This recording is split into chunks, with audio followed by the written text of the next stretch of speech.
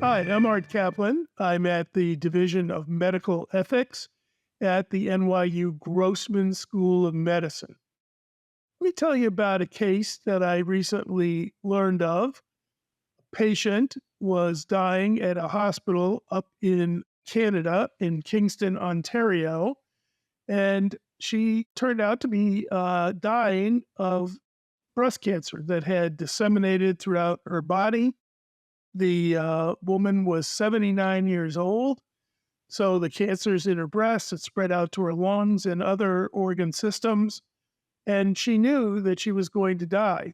And what the physician reported to me was that her son had read about cryopreservation, the idea of freezing your body so that someday you might be, if you will, loosely defrosted and then brought back so that future scientists and doctors could cure your disease and allow you to resume life. And he thought this was very strange, and he hadn't really heard about it before. So we had a situation where he wanted to know, was that ethical to even raise this prospect with this gentleman's mom? She, by the way, decided to do it.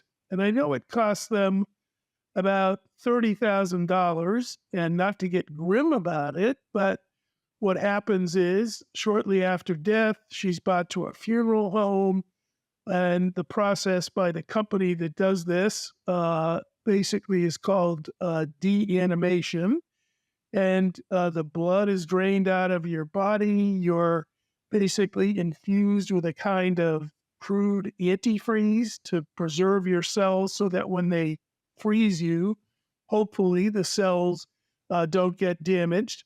You're then dropped down to a very, very low temperature, put into a container with the brain and body preserved with these cryoprotectants, hopefully stopping ice formation, and then off you go into a facility where, if you keep paying your fee, your body will be frozen apparently to eternity.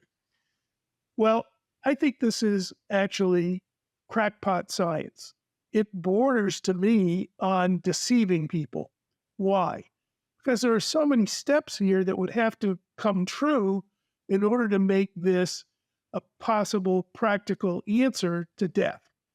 We don't really know how long you can wait after death until you freeze a head and a body. We do know that the brain is very sensitive to losing oxygen. So not only is the person who's being sent off to this hoped for voyage into the future got diseases, but they also are in a situation where you're testing out, if you will, hypotheses about this brain probably will be functional enough despite going without oxygen for a period of time to get restored.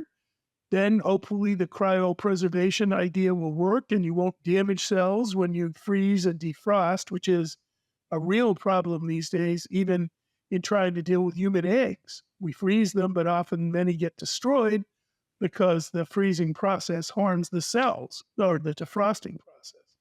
So to put it bluntly, I don't think we have the technology to know how to do this. It's a gigantic experiment.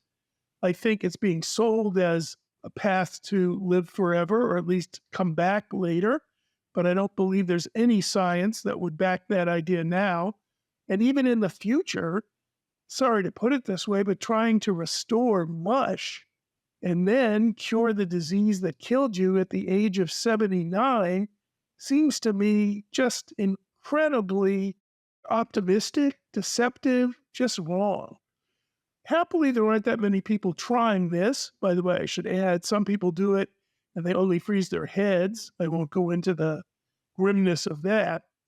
But the whole idea of wanting to live forever, I think, is very interesting.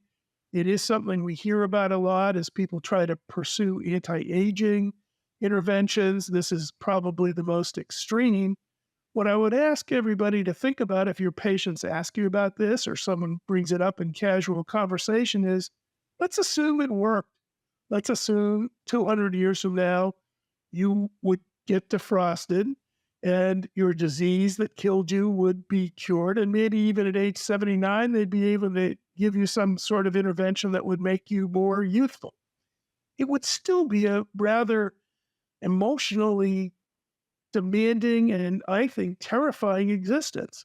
The people you know are all dead. Your relatives are all gone. Your friends are gone. Presumably, they didn't take the path to cryopreservation. You're living at a time where you don't understand the technology. You don't know what's going on. Many of the things that you enjoyed in your life have been replaced by other kinds of interventions. I think you'd find yourself isolated, almost living a freakish life as someone who was put forward in a different time. Imagine what it would it be like for us to go back 300 years and say, I'm alone and I don't know people, but now I'll, start existing in the 17th century and being a citizen there. Maybe you'd be interested to see what was going on, but I think that would wear pretty thin. In essence, I'm not going to say death isn't reversible, but I'm going to say if you're banking on being able to come back to life far into the future, I don't think you're going to find it the rewarding kind of experience that's being sold to these people today about cryopreservation. I'm Art Caplan. I'm at the Division of Medical Ethics at NYU's School of Medicine. Thank you for watching.